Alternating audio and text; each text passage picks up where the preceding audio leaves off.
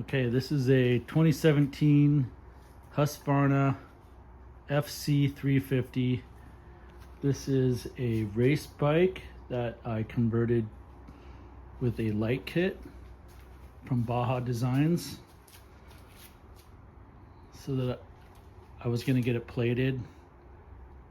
Well, I did get it plated in Arizona, but I let it lapse, and now it's in planned non-operation.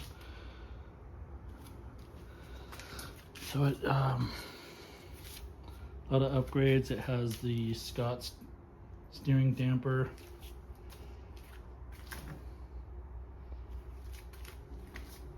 the light kit, like I said.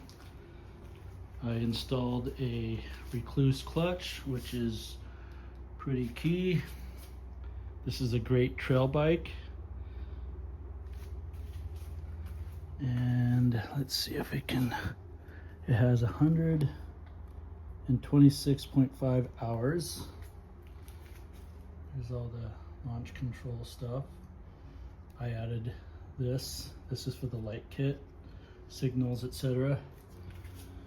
And I will start it up here. It's cold.